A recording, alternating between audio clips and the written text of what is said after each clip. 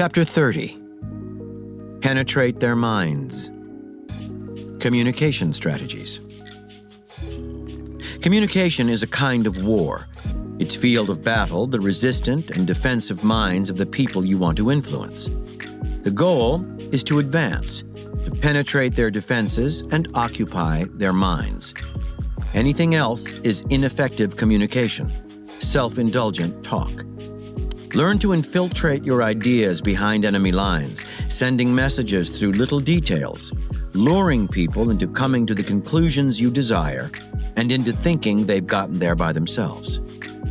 Some you can trick by cloaking your extraordinary ideas in ordinary forms. Others, more resistant and dull, must be awoken with extreme language that bristles with newness. At all cost, avoid language that is static, preachy, and overly personal. Make your words a spark for action, not passive contemplation. Visceral communication. To work with the film director Alfred Hitchcock for the first time was generally a disconcerting experience. He did not like to talk much on the sets of his movies, just the occasional sardonic and witty remark. Was he deliberately secretive or just quiet? And how could someone direct a film, which entails ordering so many people about, without talking a lot and giving explicit instructions? This peculiarity of Hitchcock's was most troublesome for his actors. Many of them were used to film directors coddling them, discussing in detail the characters they were to play and how to get into the role. Hitchcock did none of this. In rehearsals, he said very little. On the set, too, actors would glance over at him for his approval, only to find him napping or looking bored. According to the actress Thelma Ritter, if Hitchcock liked what you did, he said nothing. If he didn't, he looked like he was going to throw up. And yet somehow, in his own indirect way, he would get his actors to do precisely what he wanted. On the first day of shooting for The 39 Steps in 1935, Hitchcock's two leads, Madeleine Carroll and Robert Donat, arrived on the set a little tense.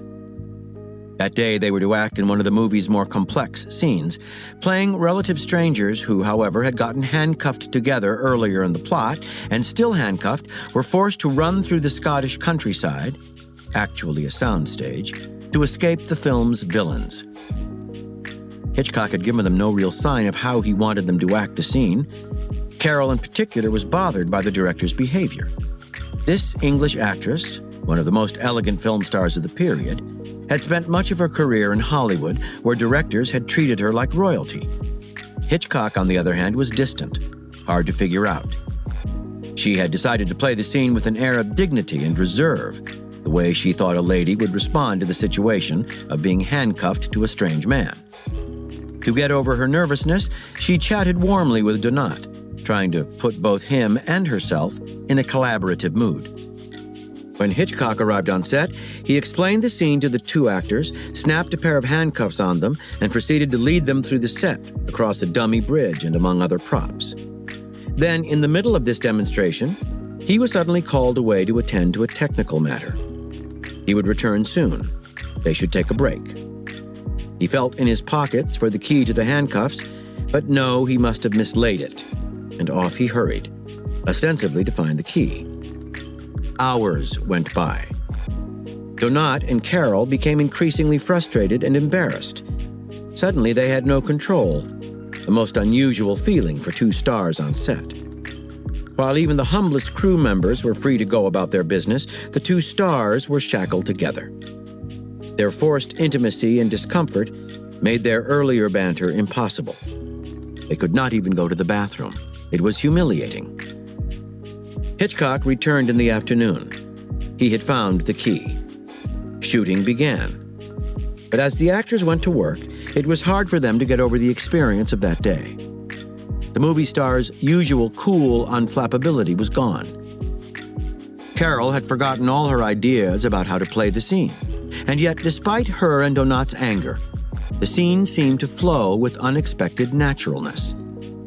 Now they knew what it was like to be tied together. They had felt the awkwardness, so there was no need to act it. It came from within. 4 years later, Hitchcock made Rebecca with Joan Fontaine and Laurence Olivier. Fontaine, at 21, was taking her first leading role and was horribly nervous about playing opposite Olivier, who was widely recognized as an actor of genius. Another director might have eased her insecurities, but Hitchcock was seemingly doing the opposite. He chose to pass along gossip from the rest of the cast and crew. No one thought she was up to the job, he told her. And Olivier had really wanted his wife Vivien Leigh to get the part. Fontaine felt terrified, isolated, unsure. Exactly the qualities of her character in the film. She hardly needed to act. And her memorable performance in Rebecca was the start of a glorious career. When Hitchcock made The Paradigm Case in 1947, his leading lady, Anne Todd, was appearing in her first Hollywood movie and found it hard to relax. So in the silence on set before the director called action, Hitchcock would tell her a particularly salacious story that would make her laugh or gasp in shock. Before one scene in which she had to lie on a bed in an elegant nightgown, Hitchcock suddenly jumped on her, yelling, "Relax!" Antics like this made it easy for her to let go of her inhibitions and be more natural. When cast and crew were tired on set, or when they'd gotten too casual and were chatting rather than concentrating on their work, Hitchcock would never yell or complain. Instead, he might smash a light bulb with his fist or throw his teacup against a wall. Everyone would quickly sober up and recover his or her focus. Clearly, Hitchcock mistrusted language and explanation, preferring action to words as a way of communicating, and this preference extended to the form and content of his films. That gave his screenwriters a particularly hard time. After all, putting the film into words was their job. In story meetings, Hitchcock would discuss the ideas he was interested in, themes like people's doubleness, their capacity for both good and evil, the fact that no one in this world is truly innocent. The writers would produce pages of dialogue expressing these ideas elegantly and subtly, only to find them edited out in favor of actions and images. In Vertigo, 1958, and Psycho, 1960, for example, Hitchcock inserted mirrors in many scenes. In Spellbound, 1945, it was shots of ski tracks and other kinds of parallel lines. The murder in Strangers on a Train, 1951, was revealed through its reflection in a pair of glasses. For Hitchcock, evidently, images like these revealed his ideas of the doubleness in the human soul better than words did. But on paper, this seemed somewhat contrived. On set, the producers of Hitchcock's films often watched in bewilderment as the director moved the camera, not the actors, to stage his scenes. It seemed to make no sense, as if he loved the technical side of filmmaking more than dialogue and the human presence. Nor could editors fathom his obsession with sounds, colors, the size of the actors' heads within the frame, the speed with which people moved. He seemed to favor these endless visual details over the story itself. And then the film would be a finished product, and suddenly everything that had seemed peculiar about his method made perfect sense. Audiences often responded to Hitchcock's films more deeply than they did to the work of any other director. The images, the pacing, the camera movements swept them along and got under their skin. A Hitchcock film was not just seen, it was experienced, and it stayed in the mind long after the viewing. Interpretation. In interviews, Hitchcock often told a story about his childhood. When he was around 6, his father, upset at something he had done, sent him to the local police station with a note. The officer on duty read the note and locked little Alfred in a cell, telling him, "This is what we do to naughty boys." He was released after just a few minutes, but the experience marked him indelibly. Had his father yelled at him, as most boys' fathers did, he would have become defensive and rebellious. But leaving him alone, surrounded by frightening authority figures in a dark cell with its unfamiliar smells, that was a much more powerful way to communicate. As Hitchcock discovered, to teach people a lesson, to really alter their behavior, you must alter their experience, aim at their emotions, Inject unforgettable images into their minds. Shake them up. Unless you are supremely eloquent, it is hard to accomplish this through words and direct expression. There are simply too many people talking at us, trying to persuade us of this or that. Words become part of this noise, and we either tune them out or become even more resistant. To communicate in a deep and real way, you must bring people back to their childhood, when they were less defensive and more impressed by sounds, images, actions, a world of pre-verbal communication. It requires speaking a kind of language composed of actions, all strategically designed to affect people's moods and emotions, what they can least control. That is precisely the language Hitchcock developed and perfected over the years. With actors, he wanted to get the most natural performance out of them, in essence, to get them not to act. To tell them to relax or be natural would have been absurd. It would only have made them more awkward and defensive than they already were. Instead, just as his father had gotten him to feel terror in a London police station, he got them to feel the emotions of the movie. Frustration, isolation, loss of inhibition. Of course, he hadn't mislaid the handcuffs key somewhere on the set of the 39 Steps, as Donat later found out. The supposed loss was a strategy. Instead of prodding actors with irritating words, which come from the outside and are pushed away, Hitchcock made these feelings part of their inner experience. And this communicated immediately on screen. With audiences, too, Hitchcock never preached a message.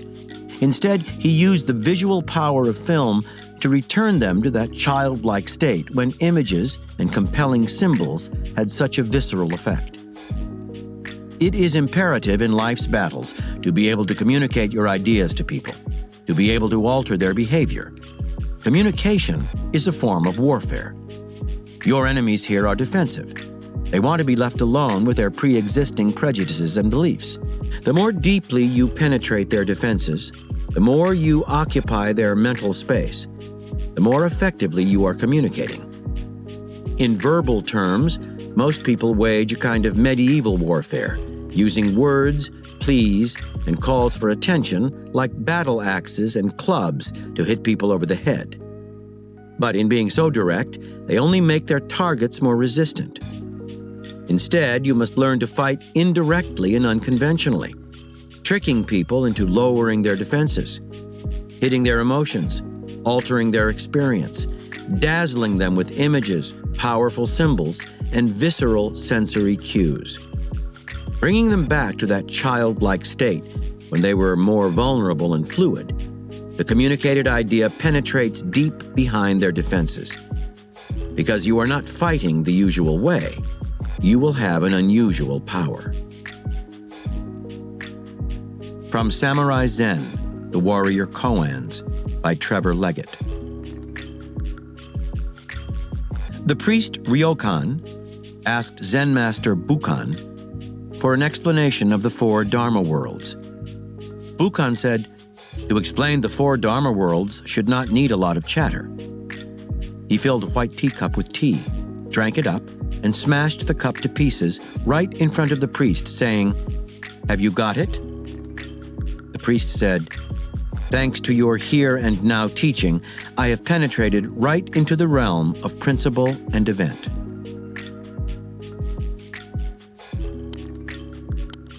The Mastermind. In 1498, the 29-year-old Niccolò Machiavelli was appointed secretary of Florence's Second Chancery, which managed the city's foreign affairs. The choice was unusual. Machiavelli was of relatively low birth, had no experience in politics, and lacked a law degree or other professional qualification. He had a contact in the Florentine government, however, who knew him personally and saw great potential in him. And indeed, over the next few years, Machiavelli stood out from his colleagues in the Chancery for his tireless energy, his incisive reports on political matters, and his excellent advice to ambassadors and ministers. He won prestigious assignments, traveling around Europe on diplomatic missions, to various parts of northern Italy to meet with Cesare Borgia, to ferret out that ruthless statesman's intentions on Florence, to France to meet with King Louis XII, to Rome to confer with Pope Julius II. He seemed to be at the start of a brilliant career. Not all was well, however, in Machiavelli's professional life. He complained to his friends about the Chancery's low pay.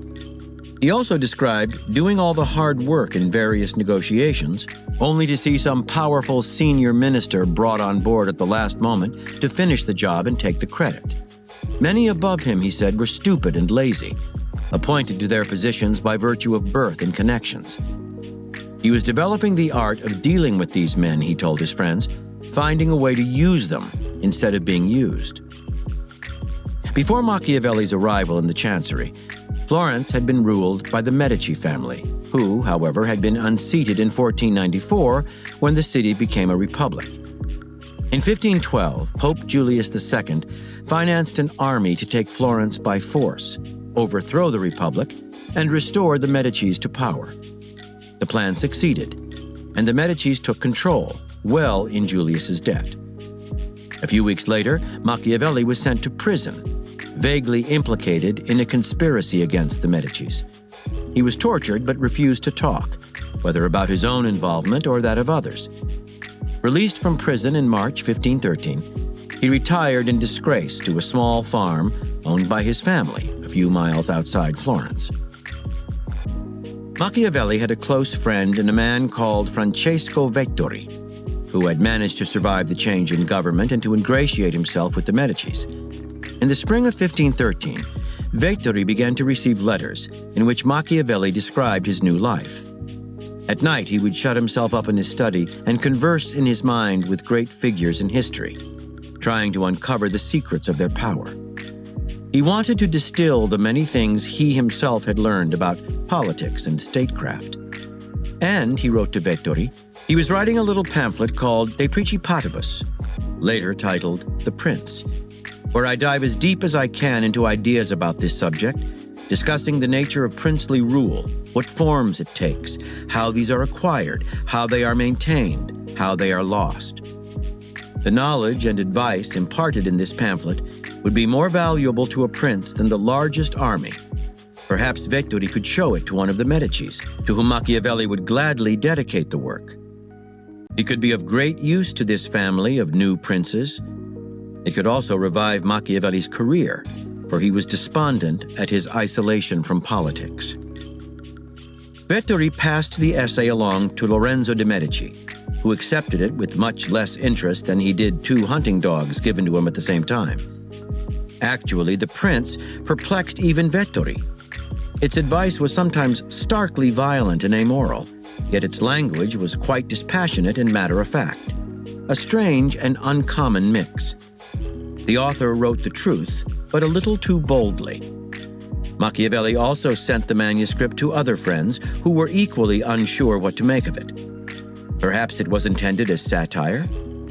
Machiavelli's disdain for aristocrats with power but no brains was well known to his circle. Soon, Machiavelli wrote another book, later known as The Discourses, a distillation of his talks with friends since his fall from grace.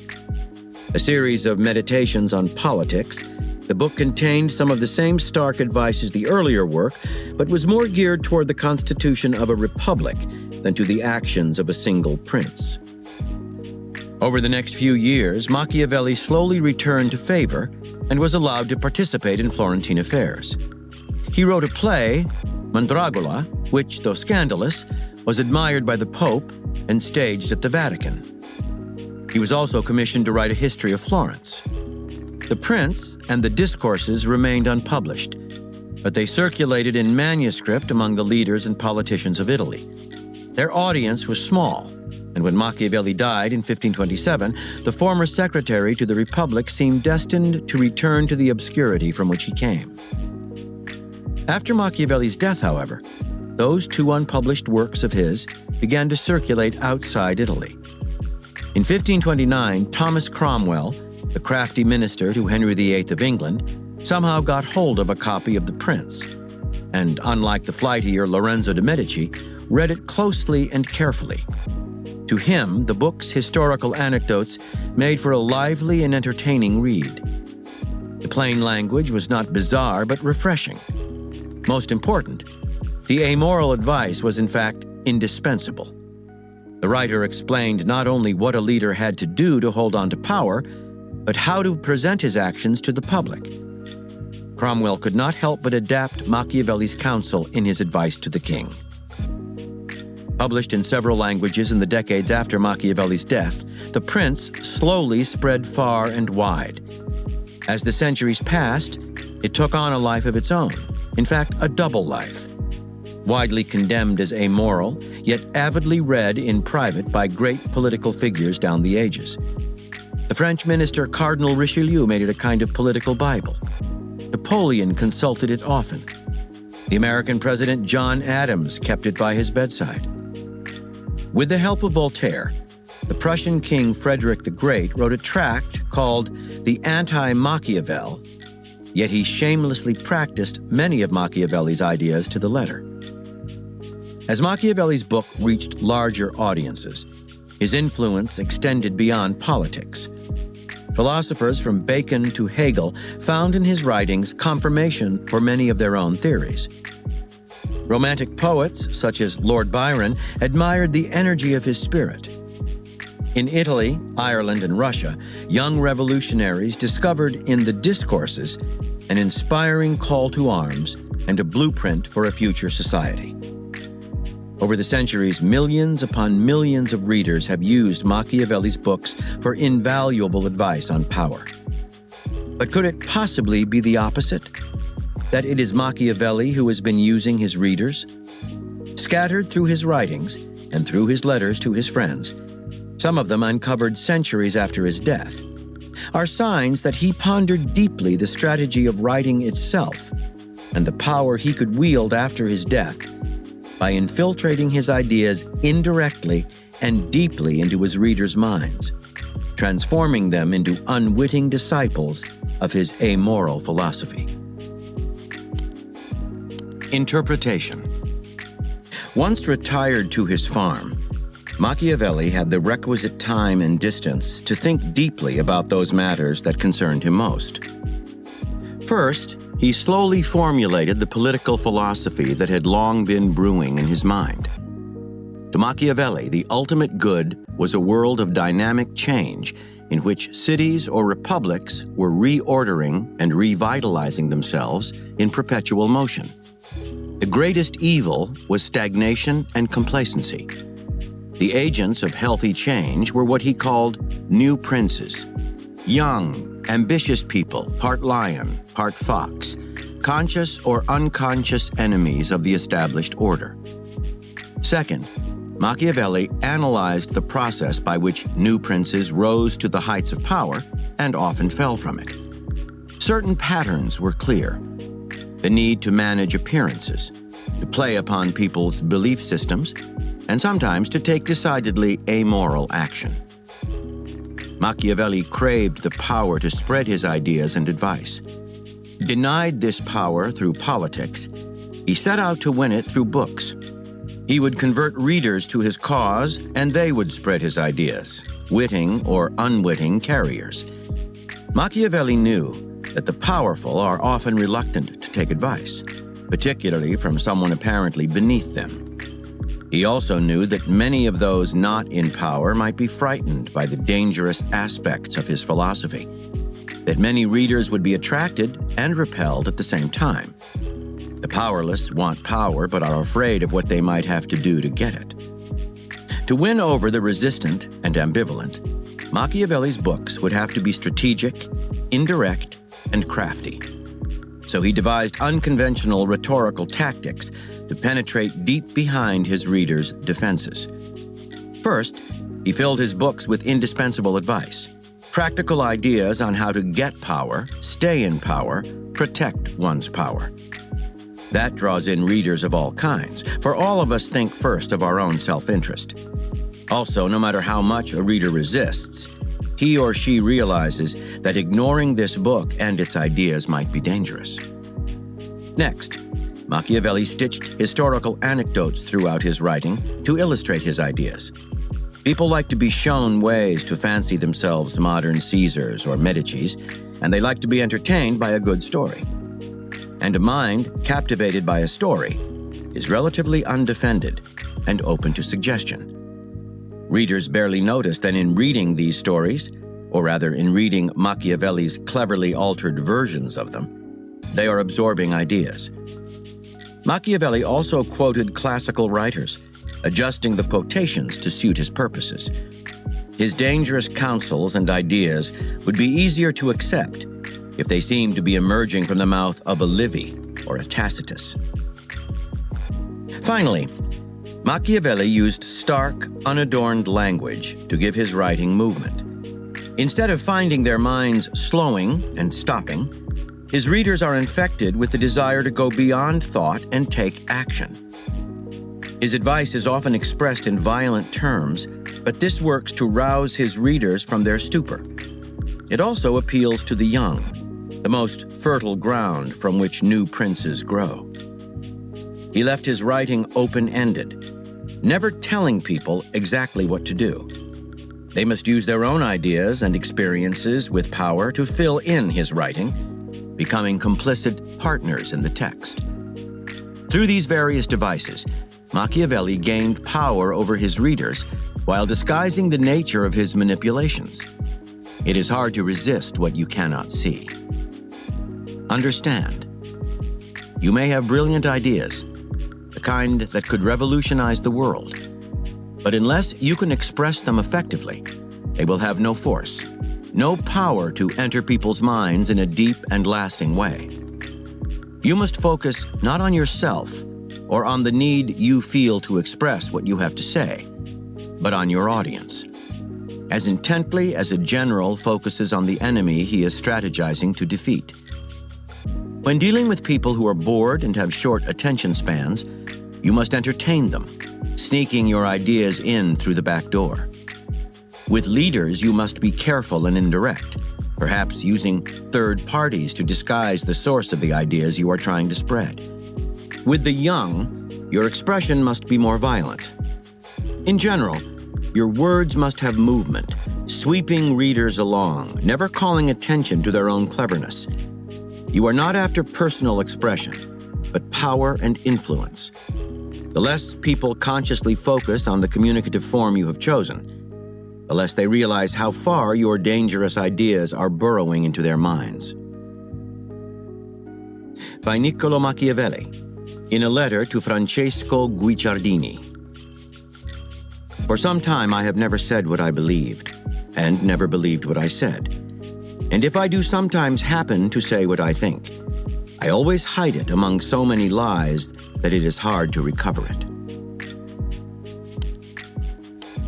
Keys to warfare.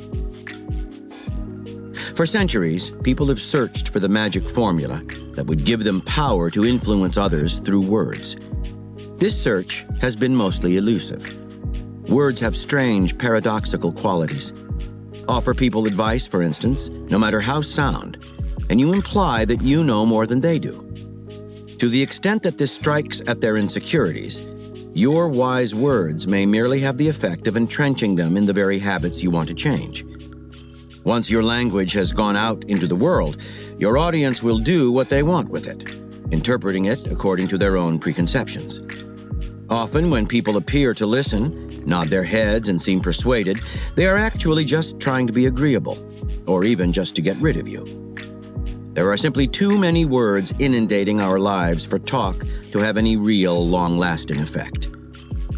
This does not mean that the search for power through language is futile, only that it must be much more strategic and based on knowledge of fundamental psychology. What really changes us and our behavior is not the actual words uttered by someone else, but our own experience, something that comes not from without, but from within. An event occurs that shakes us up emotionally, breaks up our usual patterns of looking at the world, and has a lasting impact on us. Something we read or hear from a great teacher makes us question what we know, causes us to meditate on the issue at hand, and in the process, changes how we think. The ideas are internalized and felt as personal experience. Images from a film penetrate our unconscious, communicating in a pre-verbal way and become part of our dream life. Only what stirs deep within us, taking root in our minds as thought and experience, has the power to change what we do in any lasting way. The historical figure who most deeply pondered the nature of communication was surely Socrates, the great philosopher of classical Athens. Socrates' goal was simple. He wanted to make people realize that their knowledge of the world was superficial, if not downright false.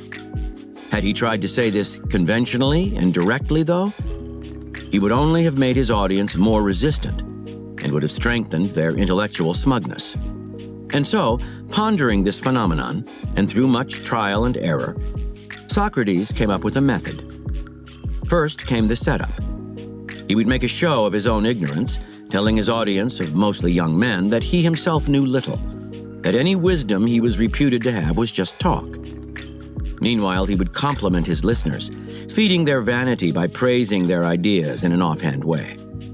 Then, in a series of questions constituting a dialogue with a member of his audience, he would slowly tear apart the very ideas he had just praised. He would never directly say anything negative, but through his questions, he would make the other person see the incompleteness or falsity of his ideas. This was confusing. He had just professed his own ignorance, and he had sincerely praised his interlocutors. Yet he had somehow raised a lot of doubts about what they had claimed to know.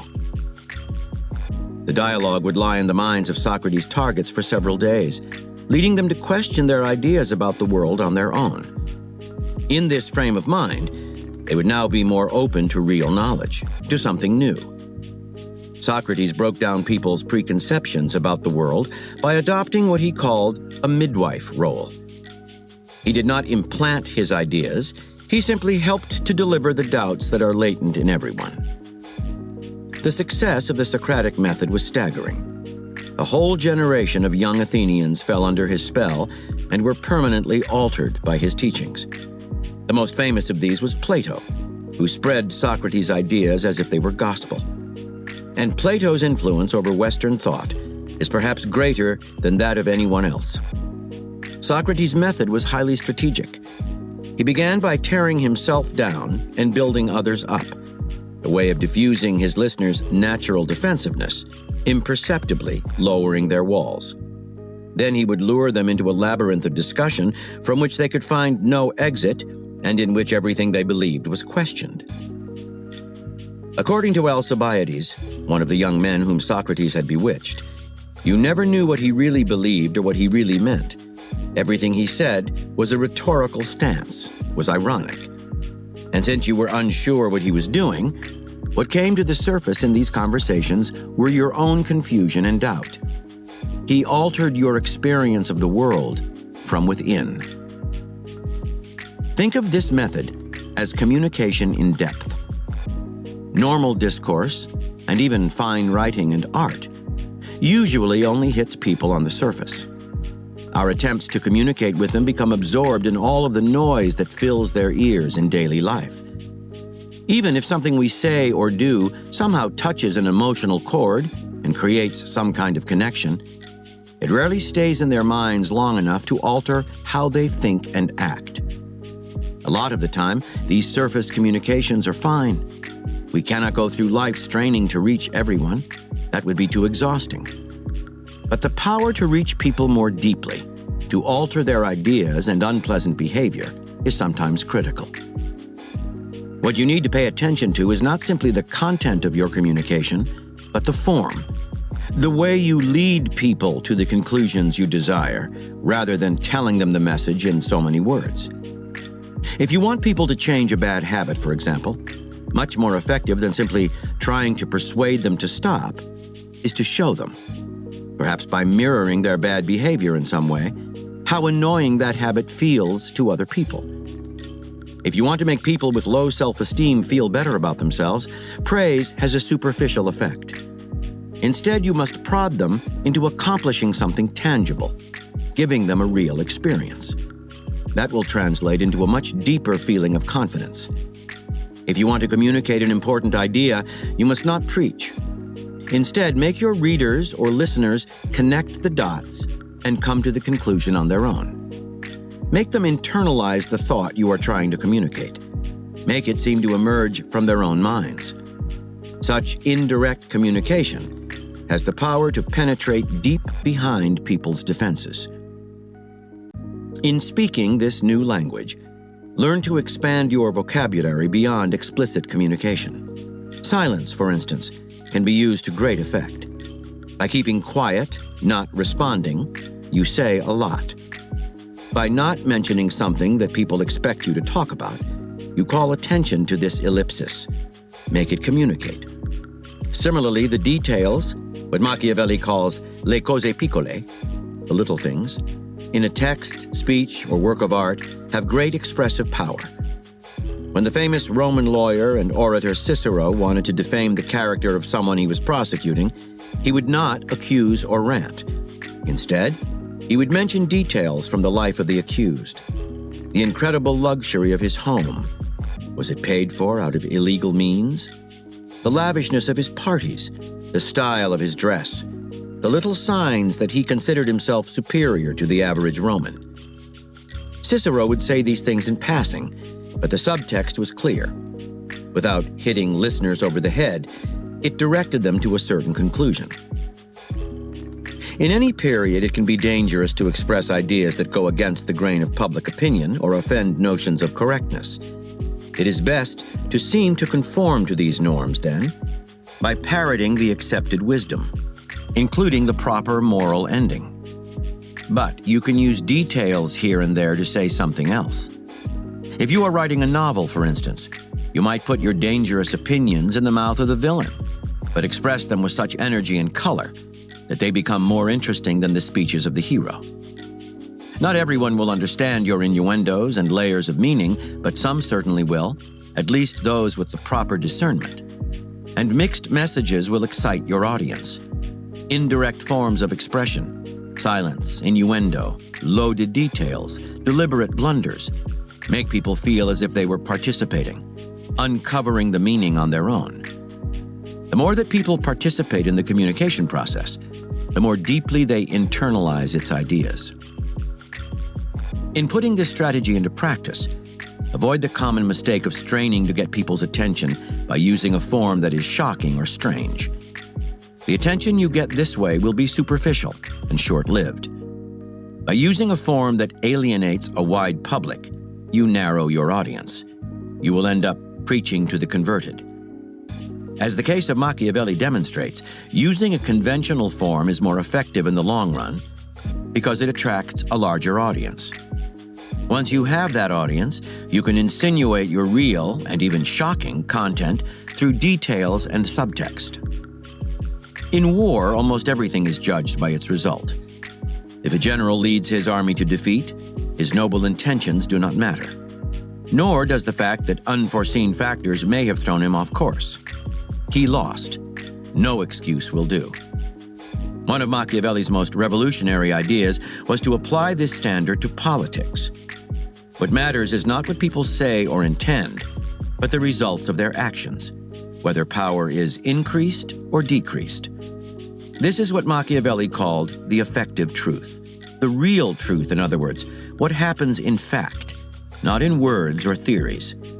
In examining the career of a pope, for instance, Machiavelli would look at the alliances he had built and the wealth and territory he had acquired, not at his character or religious proclamations. Deeds and results do not lie. You must learn to apply the same barometer to your attempts at communication and to those of other people.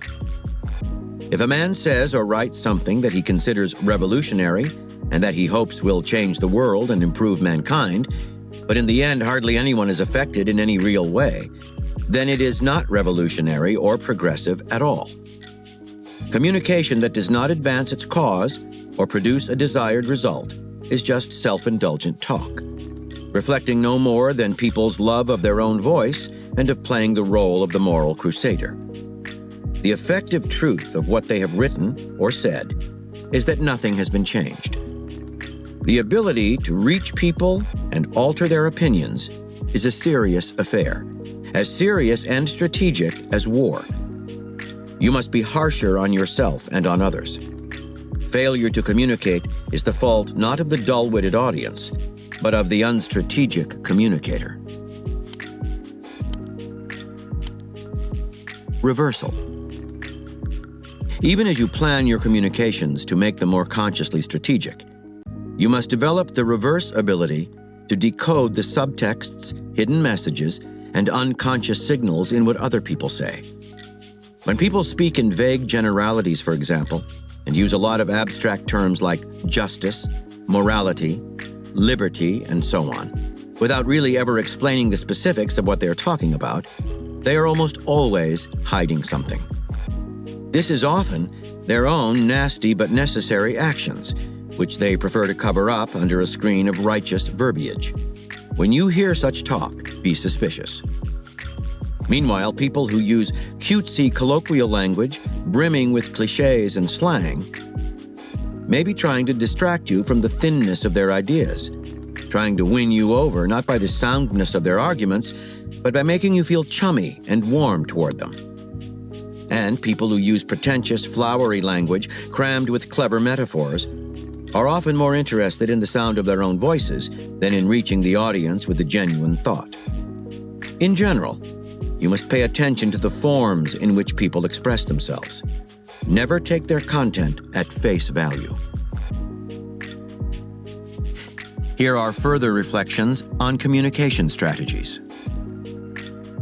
From the I Ching. The most superficial way of trying to influence others is through talk that has nothing real behind it. The influence produced by such mere tongue-wagging must necessarily remain insignificant. From Rules for Radicals by Saul D. Alinsky. When you are trying to communicate and can't find the point in the experience of the other party at which he can receive and understand, then you must create the experience for him. I was trying to explain to two staff organizers in training how their problems in their community arose because they had gone outside the experience of their people. That when you go outside anyone's experience, not only do you not communicate, you cause confusion. They had earnest, intelligent expressions on their faces and were verbally and visually agreeing and understanding. But I knew they really didn't understand and that I was not communicating. I had not got into their experience.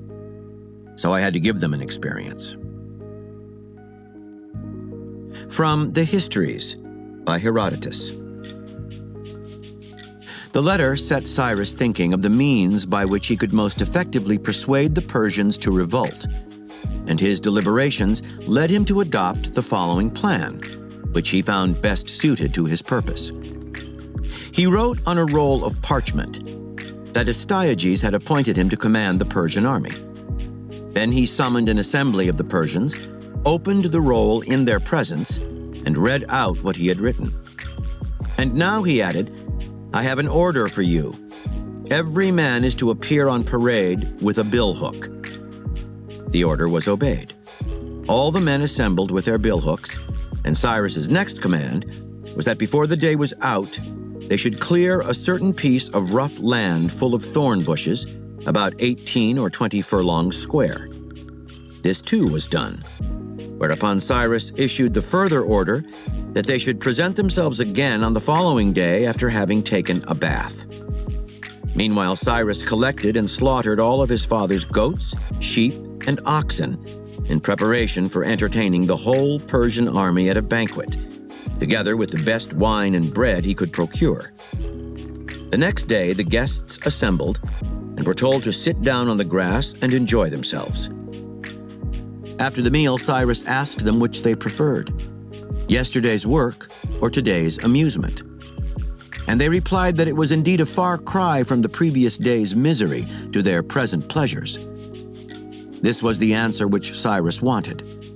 He seized upon it at once and proceeded to lay bare what he had in mind. Men of Persia, he said, listen to me. Obey my orders, and you will be able to enjoy 1,000 pleasures as good as this without ever turning your hands to menial labor. But if you disobey, yesterday's task will be the pattern of innumerable others you will be forced to perform. Take Take my advice and win your freedom. I am the man destined to undertake your liberation, and it is my belief that you are a match for the Medes in war as in everything else. It is the truth I tell you. Do not delay, but fling off the yoke of Astyages at once." The Persians had long resented their subjection to the Medes. At last they had found a leader and welcomed with enthusiasm the prospect of liberty. By Zen Master Mumon. Even more foolish is one who clings to words and phrases and thus tries to achieve understanding. It is like trying to strike the moon with a stick or scratching a shoe because there is an itchy spot on the foot. It has nothing to do with the truth. From Samurai Zen, The Warrior Koans, by Trevor Leggett. Ieyasu was a swaggering and aggressive samurai. In the spring of 1341, he was transferred from Kofu to Kamakura, where he visited Master Toden, the 45th teacher at Kenchoji, to ask about Zen. The teacher said, "It is to manifest directly the great action in the 100 concerns of life. When it is loyalty as a samurai, it is the loyalty of Zen. Loyalty is written with the Chinese character made up of center and heart, so it means the Lord in the center of the man. There must be no wrong passions. But when this old priest looks at the samurai today, there are some whose heart center leans toward name and money, and others where it is towards wine and lust, and with others it is inclined towards power and bravado. They are all on those slopes and cannot have a centered heart. How could they have loyalty to the state? If you, sir, wish to practice Zen, first of all practice loyalty, and do not slip into wrong desires." The warrior said, "Our loyalty is direct great action on the battlefield. What need have we for sermons from a priest?" The teacher replied, "You, sir, are a hero in strife. I am a gentleman of peace. We can have nothing to say to each other." The warrior then drew his sword and said, "Loyalty is in the hero's sword, and if you do not know this, you should not talk of loyalty." The teacher replied, "This old priest has the treasure sword of the Diamond King, and if you do not know it, you should not talk of the source of loyalty." The samurai said, "Loyalty of your diamond sword, what is the use of that sort of thing in actual fighting?" The teacher jumped forward and gave one katsu shout, giving the samurai such a shock that he lost consciousness.